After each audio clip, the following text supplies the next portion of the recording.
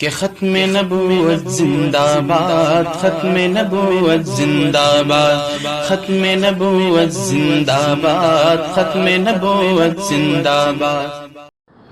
شروع اللہ کے نام سے جو بڑا مہربان اور نہایت ہی رحم کرنے والا ہے۔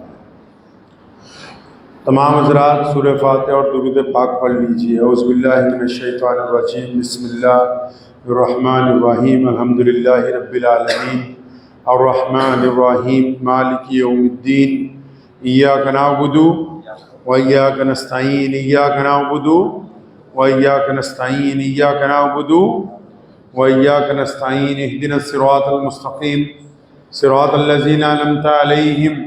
غیر المغضوب علیہم ولا الضالین۔ درود شریف پڑھ لیجیے۔ اللہم صلی علی محمد وعلی آل محمد کما صلیت علی ابراہیم وعلی آل ابراہیم انکا حمید مجید۔ اللہم بارک علی محمد وعلی آل محمد کما بارکت علی ابراہیم وعلی آل ابراہیم انکا حمید مجید۔ نماز اچھی ہے، روزہ اچھا ہے،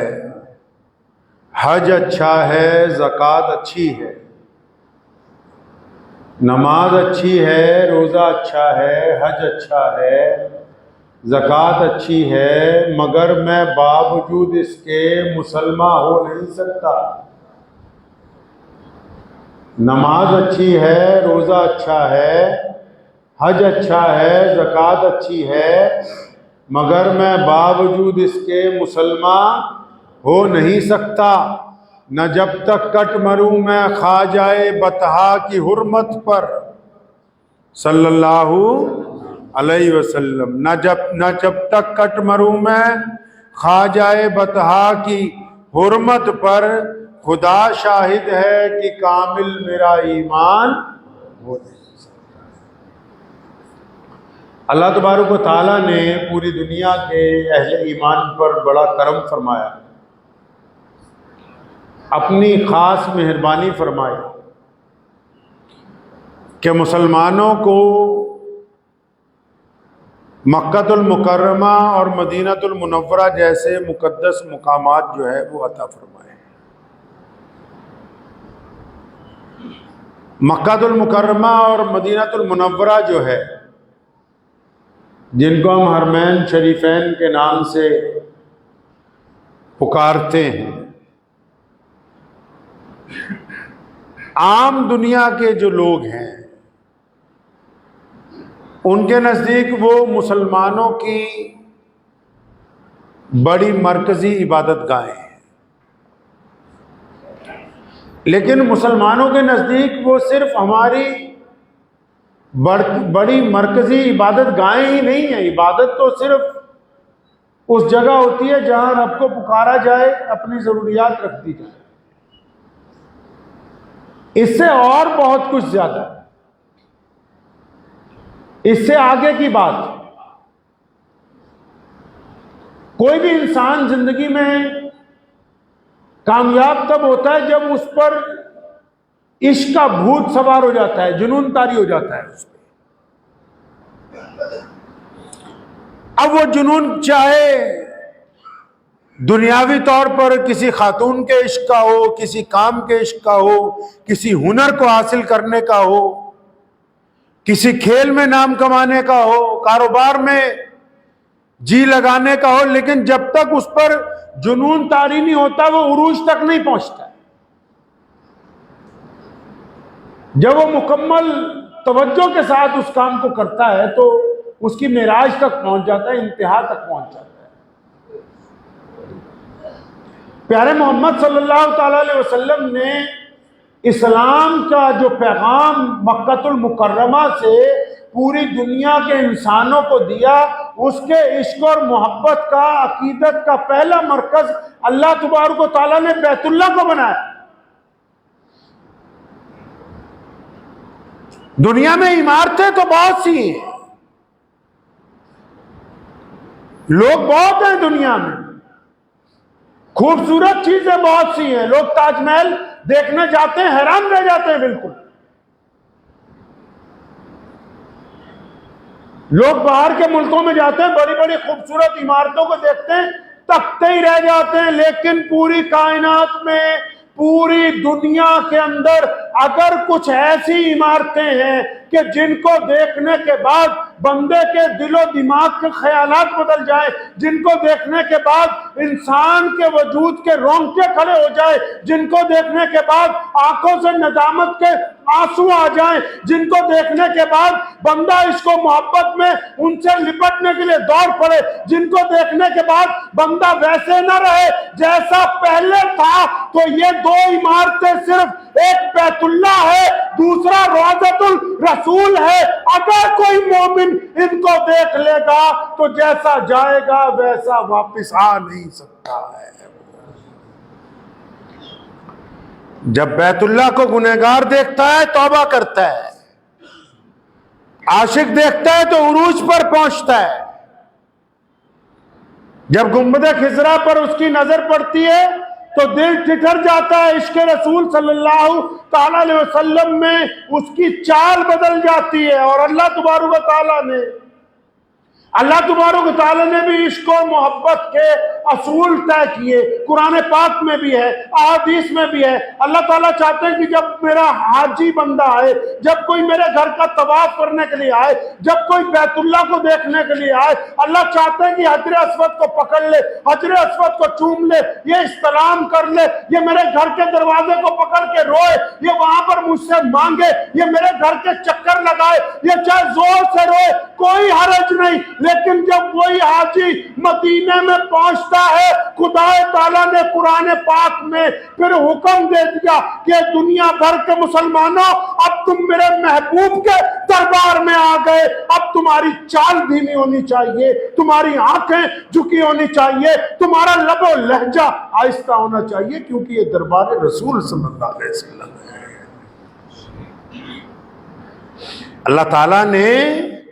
یہ جو دو مقدس مقامات عطا کیے ہیں، آپ کیا سمجھتے ہیں کہ صرف عمرہ کر لینا، حج کر لینا ایک مقدس فریضہ ادا ہو گیا؟ نہیں، یہ جہاں مسلمانوں کو بیت اللہ کا طواف کرنے سے، جہاں سعی کرنے سے، جہاں صفا اور مروہ پہ جانے سے، جہاں محمد رسول اللہ کے روضے پر حاضری کرنے سے اگر آپ کے دل کو سکون پہنچتا ہے تو اسلام دشمن طاقتوں کے دل میں بے چینی پیدا ہو سکتی ہے، کیونکہ پوری دنیا کے پاس ساز و سامان ہے، پوری دنیا کے پاس حکومتیں ہیں، پوری دنیا کے پاس بہترین عمارتیں ہیں، لیکن بیت اللہ جیسی اور روضہ رسول جیسی مرکزیت موجود نہیں۔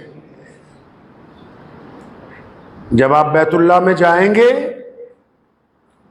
اللہ تبارک و تعالیٰ نے، آپ کو پتہ ہے اللہ کی ذات کو ضرورت نہیں ہے،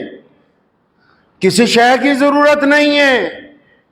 لیکن بیت اللہ کی عظمت بیان کرنے کے لیے، مکہ شریف کی عظمت بیان کرنے کے لیے اللہ کریم نے قرآن پاک میں فرمایا کہ مسلمانوں مجھے قسم ہے اس پاک شہر کی، فرمایا میں قسم کھاتا ہوں اس شہر کی، کس کی؟ جہاں مکہ المکرمہ ہے، اور کتنی خوبصورت بات ہمارے رب نے کہی، فرمایا مجھے قسم ہے اس مقدس شہر کی، اور ساتھ میں جو اس کی وجہ تسمیہ بیان کیا ہے نا، اللہ کی محبت کا اظہار ہوتا ہے، اور فرمایا میرے محبوب اے پیارے پیغمبر صلی اللہ علیہ وسلم مجھے قسم ہے اس شہر کی۔ کیوں قسم کھائی میرے اللہ جی؟ فرمایا کیونکہ اس شہر میں میرے محبوب آپ رہتے ہیں۔ قسم اس لیے کھائی خانہ کعبہ کی، مکہ المکرمہ کی قرآن پاک میں قسم اس لیے کھائی، فرمایا کیونکہ محمد الرسول اللہ کی جو مولودیت ہے وہ یہاں پر ہوئی، نبی علیہ السلام پیدا یا ہوئے ہیں، نبی علیہ السلام کا شہر ہے، اور ایسا شہر ہے نبی علیہ السلام نے 53 سال مکہ میں گزارے، اور سنو رسول اللہ کو کیسا عشق ہے مکہ کے ساتھ، رسول اللہ کو کتنا پیار ہے بیت اللہ کے ساتھ۔ جس دن نبی علیہ السلام نے ہجرت کی ہے مکہ سے مدینہ کی طرف، 53 سال گزارے ہیں، استغفر اللہ، کچھ لوگ ایسے بھی ہوں گے جو کہیں گے ہم تو بہت دفعہ حج عمرہ کرائے، اب تو دل بھر گیا۔ اللہ اکبر، جو منافق ہوتے ہیں نا ان کا 2 گلاس زمزم پی کے دل بھر جاتا ہے، جو مومن ہوتے ہیں وہ پیتے پیتے تھک جائیں گے، ان کا دل نہیں بھرنے والا۔ نبی علیہ الصلوۃ والسلام نے 53 سال گزارے مکہ المکرمہ میں، اور ان 53 سالہ زندگی میں اکثر وقت 24 گھنٹے میں سے اگر دیکھیں گے تو بیت اللہ میں گزارا ہے، اور ان 24 گھنٹوں میں جو وقت بیت اللہ میں گزارا ہے ان میں زیادہ تر وقت بیت اللہ سے جڑ کے بیٹھے ہیں۔ پیارے پیغمبر علیہ الصلوۃ والسلام بیت اللہ کو ٹیک لگا کے بیٹھتے تھے، اور کیا فرمایا جس دن مکہ المکرمہ سے مدینہ منورہ تشریف لے جا رہے تھے، سیدنا ابو بکر صدیق فرماتے ہیں جب رسول اللہ چلے نا مکے کو چھوڑ کے، چند قدم چلتے ہیں، رکتے ہیں، پھر پلٹ کے بیت اللہ کو، پھر کچھ چلتے ہیں، رکتے ہیں، پھر پلٹ کے بیت اللہ کو دیکھتے ہیں اور کہنے لگے بیت اللہ مجھے تو تجھ سے بڑا پیار ہے، مجھے بڑا تیرے سے شوق ہے، بڑی محبت ہے، لیکن ان ظالموں نے مجھے تجھ سے علیحدہ کر دیا ہے۔ اتنا عشق ہے نبی علیہ الصلوۃ والسلام کو بیت اللہ کے ساتھ۔ اور یہ بیت اللہ کی عظمت دیکھیے کہ محمد رسول اللہ صلی اللہ تعالی علیہ وسلم کے آنے کے بعد وہ گھر جو صدیوں تک جو اہل عرب کی توجہ کا مرکز تھا، یہ رسول اللہ کا فیض دیکھیے، رسول اللہ کی آمد کی عظمت دیکھیے کہ وہ گھر جو صدیوں تک، جو کروڑوں سالوں تک صرف عرب کے لوگوں کے لیے طواف کے لیے ذریعہ بنا تھا، جو صدیوں تک صرف عرب کے لوگوں کی توجہ کا مرکز تھا، یہ محمد رسول اللہ کا فیض کرم دیکھو کہ آج جب بیت اللہ میں صف باندھی جاتی ہے، آج جب بیت اللہ کا طواف کیا جاتا ہے تو آگے آگے کوئی عربی چلتا ہے، اگر اس کے دائیں طرف کوئی ہندوستانی ہوتا ہے، بائیں طرف کوئی بنگلہ دیشی، اور اس کے آگے کوئی اسپینش، کوئی ٹرکش، کوئی ملیشین، کوئی انڈونیشین، کوئی جاپانی، کوئی امریکن، کائنات کا کوئی ایسا ملک ہی نہیں جس کے لوگ آ جا کر بیت اللہ کا طواف نہ کرتے ہوں۔ یہ رسول اللہ کا فیض کرم ہے کہ آج پوری دنیا کے مسلمان بیت اللہ کی طرف متوجہ ہوئے۔ نعرہ تکبیر! نعرہ تکبیر! نبوت! نبوت! نعرہ تکبیر! اور بیت اللہ میں جب بندہ جاتا ہے تو ویسا نہیں رہتا جیسا جاتا ہے، گناہوں سے پاک ہو جاتا ہے، اور جب اپنی حاجتیں اللہ کے سامنے رکھتا ہے نا تو ہمارا ایمان ہے کہ جب وہ بندہ اپنی حاجتیں اللہ تبارک و تعالیٰ کے حضور رکھتا ہے نا تو بعض اوقات اس کو بہت اگر جلدی ہو کہ فلاں دعا بہت جلدی قبول ہو جائے تو بس پھر بیت اللہ سے جو قبولیت کے راز جہاں چھپے ہوئے ہیں وہ پیارے پیغمبر محمد رسول اللہ کے روضہ مقدس کی جالیاں ہیں، یہاں جا کے جب سفارش کرواؤ گے تو کائنات کے مالک رب کریم کی ذات کی قسم ہے کہ وہ دعا کبھی رد ہو ہی نہیں سکتی۔ جو دعا محمد رسول اللہ صلی اللہ علیہ وسلم کی سفارش کے ساتھ جا رہی ہو، جو عرضی روضہ رسول صلی اللہ علیہ وسلم پر لگا دی گئی ہو کہ یا رسول اللہ آپ ہماری مدد فرما دیں، آپ اللہ تعالیٰ سے ہماری لیے سفارش کر دیں، آپ کی طرف سے ہماری حمایت میں یہ پیغام چلا جائے، جو بات محمد رسول اللہ صلی اللہ علیہ وسلم کے روضے پر جو درخواست دے دی جائے وہ اللہ تبارک و تعالیٰ کے حضور رد ہوئے بغیر رد ہو ہی نہیں سکتی، وہ اللہ تعالیٰ کے حضور قبول ہو کر ہی رہے۔ آپ کیا سمجھتے ہیں کہ صرف مکہ المکرمہ مدینہ المنورہ دو صرف مقدس مسجدیں ہی نہیں، مسلمانوں کی عظمت کی دلیل ہے، مسلمانوں کے اتفاق کی دلیل ہے، مسلمانوں کے جاہ و جلال کی دلیل ہے۔ علامہ اقبال نے جو کہا نا کہ آگے آئیں لڑائی میں اگر وقت نماز قبلہ رو ہو کے زمین بوس ہوئی قوم حجاز، ایک ہی سب میں کھڑے ہو گئے محمود اور ایاز، نہ کوئی بندہ رہا نہ کوئی بندہ نواز، بندہ صاحب و محتاج و غنی ایک ہوئے، تیرے دربار میں پہنچے تو سبھی ایک ہوئے۔ جب جاتے ہم مسجد نبوی میں یا بیت اللہ شریف میں، بڑے بڑے اربوں پتی کروڑوں پتی لوگ، بڑے بڑے بادشاہ، بڑے بڑے گورنر، جو جتنی دیر سے آئے گا اتنا پیچھے، یہ مسلمانوں کی عظمت کی دلیل ہے،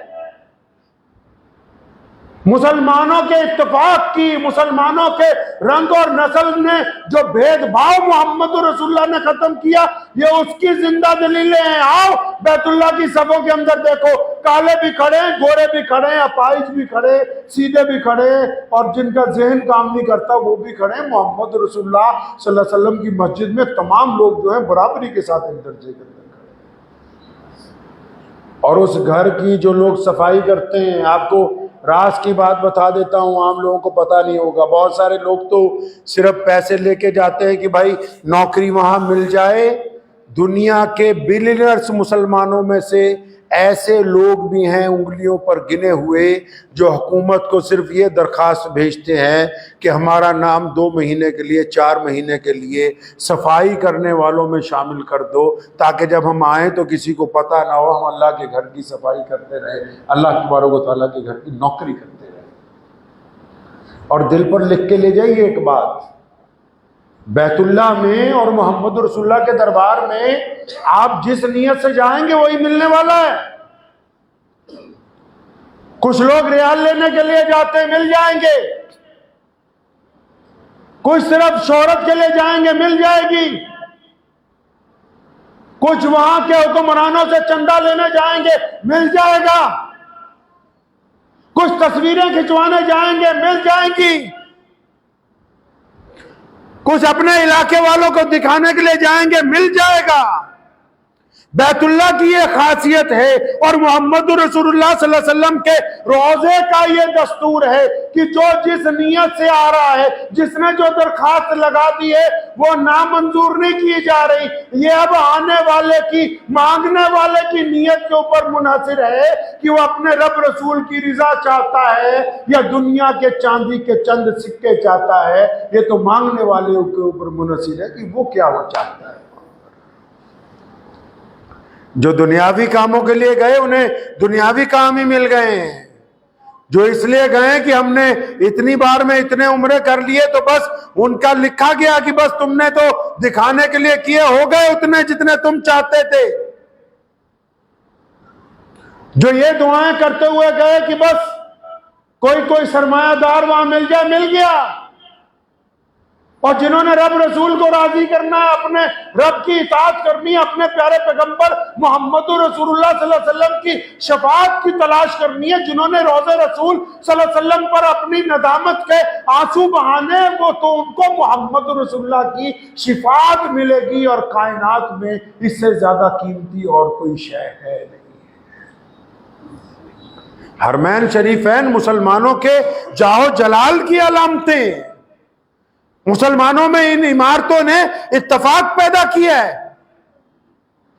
پوری دنیا میں جتنی اسلام مخالف طاقتیں ہیں، آپ کو پتہ ہے ان کو سب سے زیادہ تکلیف فریضۃ الحج سے ہوتی ہے، جبکہ حج کے دنوں میں نہ کوئی ساز و سامان اکٹھا کیا جاتا ہے، نہ کوئی اسلحہ اکٹھا کیا جاتا ہے، نہ کوئی وہاں پر کسی کے خلاف نعرے بازی ہوتی، نہ کسی کے خلاف کوئی پرستاؤ پارج کیا جاتا ہے۔ سب سے زیادہ تکلیف دنیا میں جتنی بڑی بڑی حکومتیں ان کو حج سے ہوتی ہے۔ بھئی کیوں ہوتی ہے؟ وہ کہتے ہیں کہ یار یہ کیسی عبادت ہے، یہ کیسا ان کے پاس مرکز ہے کہ ان کے کالے بھی، ان کے گورے بھی، ان کے امیر بھی، ان کے غریب بھی، ان کے الگ الگ نسلیں، ان کی الگ الگ زبانیں، ان کے الگ الگ طریقے، یہ ایک چادر سفید اوپر باندھ کے، ایک چادر سفید نیچے باندھ کے، سر سے پیر سے ننگے ہو کے یہ اتنے بڑے اتفاق کا، اتنی بڑی یونٹی کا اعلان کرتے، دنیا کے ظالموں کی نیندیں اڑ جاتی کہ ہمارے پاس سب کچھ ہونے کے باوجود ایک مرکز ایسا نہیں ہے جہاں ایک وقت کے اندر دنیا کے تمام لوگ اکٹھے ہو جائیں۔ یہ صرف میں روحانی بات آپ کو بتا رہا ہوں. اگر ٹیکنالوجی پر آ جائیں گے تب بھی حرمین شریفین کائنات کی سب سے مہنگی عمارتیں ہیں. حرمین شریفین اگر آپ ٹیکنالوجی پر آ جائیں تب بھی پوری دنیا کی سب سے مہنگی عمارتیں. ایک وقت میں 20 لاکھ لوگ حرم مکی میں نماز ادا کرتے ہیں. 20 لاکھ لوگوں کو جون جولائی میں ٹھنڈ لگتی ہے، چادر لینی پڑتی ہے. دنیا میں کسی کے پاس اتنا بڑا چلر کا نظام نہیں ہے کہ 20 لاکھ لوگوں کو ایک ساتھ عبادت کے لیے بٹھا دے اور ان کو گرمی محسوس نہ ہو. یہ بھی حرم شریف میں. اور مکے اور مدینے کی مسجدوں کی دنیاوی لحاظ سے یہ بھی خاصیت ہے کہ ہم جب نماز پڑھنے جاتے ہیں مسجد والے چندہ کرتے ہیں، لیکن جب آپ مکے اور مدینے کی مسجدوں میں جاؤ گے آج تک ان مسجدوں نے کسی سے چندہ لیا نہیں ہے. آنے والوں کو الٹا دیا گیا ہے، دیا گیا ہے. کھانے کے لیے دیا، پینے کے لیے دیا، بیماروں کو دوائی دی، بے کسوں کو سہارا دیا. قرآن پاک مانگنے والوں کو کتابیں تقسیم کی گئی. یہ خدا کا گھر ہے، یہاں چراوا نہیں چڑھتا. یہ کسی کا مزار نہیں ہے کہ یہاں پر پیسے دے کے چادر چڑھا کے مسئلہ حل ہوگا. یہ حاکم الحاکمین کا دربار ہے اور یہ محمد الرسول اللہ کا روضہ ہے. یہ کسی اور کا دربار نہیں، یہ پیارے پیغمبر کا روضہ ہے. یہاں جھولی پھیلانے والوں کو دیا جاتا ہے. یہاں کسی کی مجال نہیں ہے کہ وہ 1 یا 2 روپے چڑھانے کی کوشش کرے، کیونکہ یہاں سے ملتا ہے، لیا نہیں جاتا ہے. ٹیکنالوجی کے حساب سے بھی، دین کے لحاظ سے بھی، روحانیت کے لحاظ سے بھی اگر بیت اللہ کو دیکھ کے بھی دل میں حرارت پیدا نہ ہو تو پھر اس مال کے اوپر رونا چاہیے جس مال کو ہم نے اب تک کھایا کہ جس نے دل کو مردہ کر دیا ہو. دنیا کے وہ تمام مسلمان جو جتنی بار بیت اللہ کو دیکھے گا ہر بار اس کو ویسا ہی لطف آئے گا. اور اللہ کریم نے کہہ دیا ہے کہ جس نے میرے گھر کے چکر لگائے، پیارے پیغمبر علیہ السلام نے فرمایا جب کوئی بیت اللہ میں جاتا ہے نا 120 رحمتیں آتی ہیں. یا رسول اللہ کون سی؟ فرمایا جو طواف کرتے ہیں 60 رحمتیں ان کے لیے، جو حرم میں بیٹھ کے عبادت کرتے ہیں صرف 40 ان کے لیے. اور فرمایا جو کچھ بھی نہیں کرتے نا، صرف بیٹھ کے میرے رب کے گھر کو تکتے رہتے ہیں، 20 رحمتیں ان کے لیے. کچھ بھی نہیں کرنا، کچھ بھی نہیں کرنا، صرف تکتے رہنا ہے اپنے رب کے گھر کو. مدینہ المنورہ میں ایسے لاکھوں دیوانے ہیں. بتاؤ تو صحیح، آج لوگ بڑے بڑے وی آئی پیوں کے ساتھ سیلفی لینے کے لیے جاتے ہیں، لیکن پوری کائنات میں اگر سب سے مقدس عمارتیں ہیں جن کے ساتھ تصویر کھنچوانا لوگ اپنے لیے عزت کی بات سمجھتے ہیں تو ان میں پہلے نمبر پہ میرے پیارے پیغمبر محمد رسول اللہ صلی اللہ علیہ وسلم کا روضہ مبارک ہے. اور اللہ نے بھی کہہ دیا تھا، قرآن میں بھی کہا، متعدد حدیث میں بھی ہے کہ یہ میرے پیارے محبوب ہم نے آپ کے ذکر کو بلند کر رکھا ہے. جو بھی ٹیکنالوجی آئے گی ذکر پیارے پیغمبر کا ہی بلند رہے گا،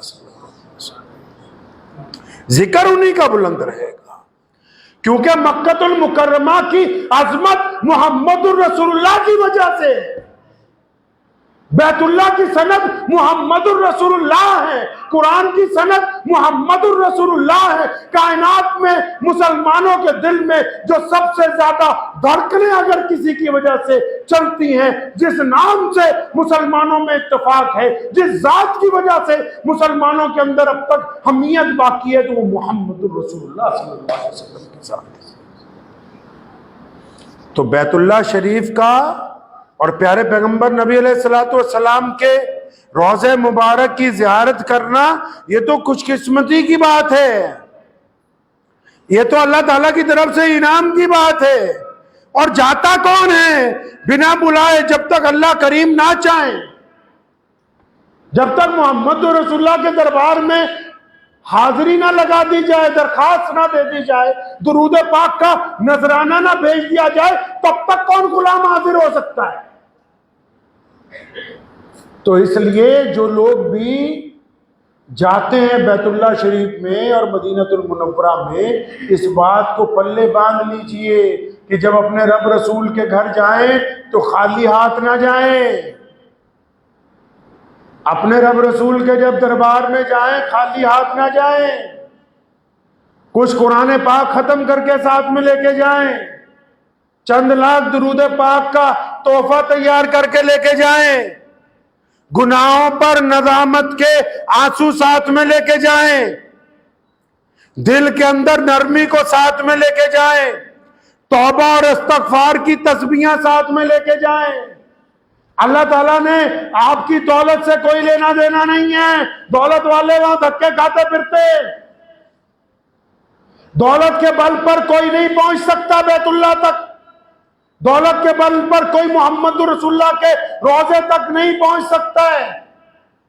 دولت مند بہت ہے دنیا میں، دھکے کھا رہے ہیں۔ اللہ تعالیٰ دلوں کو جانتا ہے کہ میرا کون سا بندہ کس عشق کے ساتھ، کس محبت کے ساتھ، کس نظریے کے ساتھ آ رہا ہے۔ اور وہاں جا کے بھی ایک بات کو ذہن نشین رکھیں کہ جب خانہ کعبہ میں جائیں آپ کو اختیار ہے، آپ رو کے، آپ ہچکیاں لے کے، آپ بیت اللہ کا غلاف پکڑ کے، آپ حجر اسود کا بوسہ لے کے، آپ اللہ کے گھر کی چوکھٹ کو پکڑ کے، آپ رکن یمانی کو چوم کے، جس طرح مرضی رو کے پیٹ کے اپنے رب کو منوا لیجئے، لیکن محمد رسول اللہ کے جب شہر میں پہنچ جائیں تو گاڑی میں بھی ادب سے بیٹھیں، ہوٹل میں بھی ادب سے رہیں، سڑک پر بھی ادب سے چلیں، مسجد میں بھی ادب سے چلیں، کیونکہ یہ محمد رسول اللہ کا شہر ہے، یہاں پر ادب ملحوظ رکھا گیا ہے، اور اللہ تبارک و تعالیٰ اس بندے کو زیادہ پسند کرتے ہیں جو اللہ کے محبوب کے شہر میں ادب سے وقت گزارتا ہے۔ اگر وہاں پر بے ادبی ہو جائے گی تو بیت اللہ کے لگائے ہوئے طواف کے چکر بھی ضائع ہو جائیں گے۔ اکابرین نے لکھا ہے کہ ایک بزرگ مدینہ منورہ کی گلی میں ایک کتے کے پاؤں پکڑ کے رو رہے تھے، تو کسی نے پوچھا میاں صاحب کیا ہو گیا، اس کتے کو پکڑ رکھا ہے رو رہے ہو؟ فرمایا میں چلا جا رہا تھا اپنی دھن میں درود شریف پڑھتا ہوا تو میرا پیر اس کے پیر پہ بڑی زور سے آیا، اس کے چوٹ لگ گئی، یہ چیختا رہا بہت دیر، اب میں ڈرتا ہوں محمد رسول اللہ کے شہر کا جانور ہے، رسول اللہ صلی اللہ تعالی علیہ وسلم کے شہر کا ہے۔ جس نے محمد رسول اللہ کے شہر میں جا کے کوئی گلہ نہیں کیا، کوئی شکوہ نہیں کیا، اس کو نبی علیہ السلام نواز دیں گے۔ جو وہاں جا کے بھی اپنے پروٹوکول میں پڑا رہا، وہاں جا کے بھی صرف بازاروں میں ہی گھومتا رہا۔ میرے والد صاحب شیر اسلام مولانا حبیب الرحمان لدھیانوی رحمۃ اللہ علیہ، اللہ کریم ان کے درجات کو بلند فرمائے، وہ بھی کہا کرتے تھے، اکابرین نے بھی کہا کہ جب مدینہ المنورہ جاؤ بڑے ادب سے جاؤ اور کوشش کرو کہ کچھ وقت گزرے تو اس کے بعد پھر واپسی ہو جائے۔ کچھ وقت گزرے مطلب 2 3 4 دن گزرے تو پھر واپسی ہو جائے۔ کیوں؟ کیونکہ یہ ادب والا شہر ہے، یہ ادب والا شہر ہے۔ اللہ تبارک و تعالیٰ اس حدود میں رہنے والوں کی ایک ایک حرکت کو بغور دیکھتے ہیں، یہ کر کیا رہے ہیں، یہ آپس میں کیا بات کرتے ہیں، یہ اٹھتے بیٹھتے کیا کرتے ہیں۔ یہ تو محمد رسول اللہ صلی اللہ علیہ وسلم کا شہر ہے، یہاں پہ ادب کو ملحوظ رکھیں۔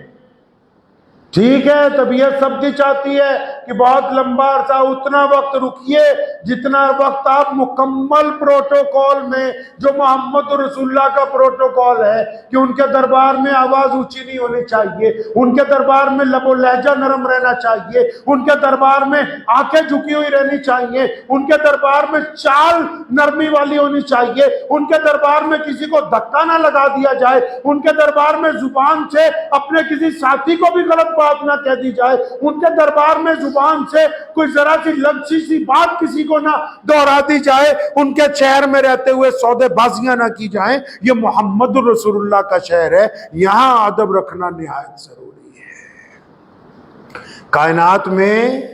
آج بھی کائنات میں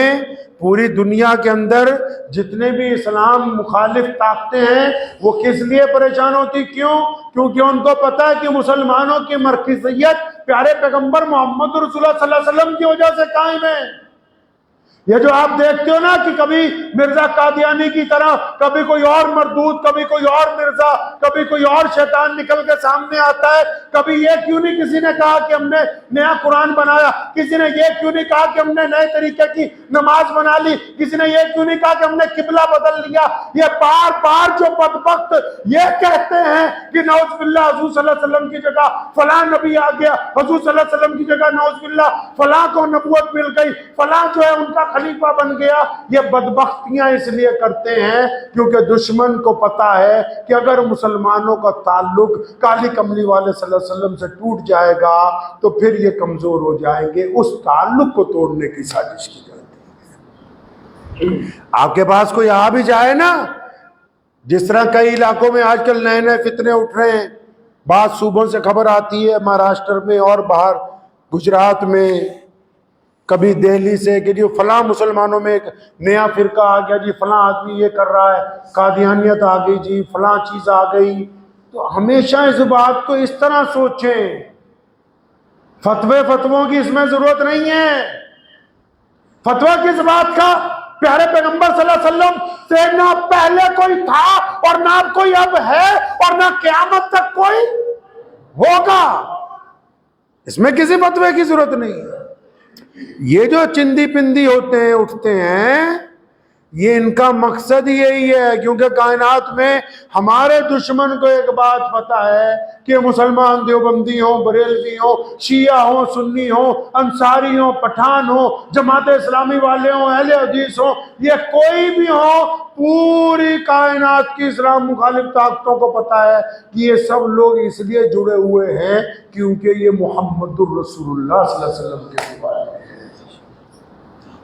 اسی لیے تو کبھی خانہ کعبہ کے خلاف کچھ نہیں آتا، قرآن پاک کے خلاف کبھی کوئی بڑی سازش سامنے نہیں آتی اسلام کے، کیونکہ محمد رسول اللہ صلی اللہ علیہ وسلم ہماری وحدت کی علامت ہیں، محمد رسول اللہ صلی اللہ علیہ وسلم ہمارے ایمان کا ثبوت ہیں، محمد رسول اللہ صلی اللہ علیہ وسلم ہمیں اپنی جان سے پیارے ہیں، محمد رسول اللہ صلی اللہ علیہ وسلم کی وجہ سے مسجدیں قائم ہیں، رسول اللہ کی وجہ سے اذان ہو رہی ہے، رسول اللہ صلی اللہ علیہ وسلم کی وجہ سے طواف ہو رہا ہے، رسول اللہ صلی اللہ علیہ وسلم کی وجہ سے کعبے کی سند باقی ہے. اس لیے دشمن نعوذ باللہ ہماری مرکزیت کو توڑنے کے لیے نعوذ باللہ جھوٹی نبوتیں لاتا ہے. اس لیے مسلمانوں یاد رکھو،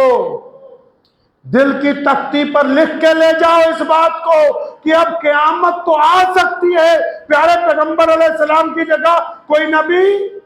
نہیں آ سکتا. اگر کوئی اس بارے میں ذکر کرے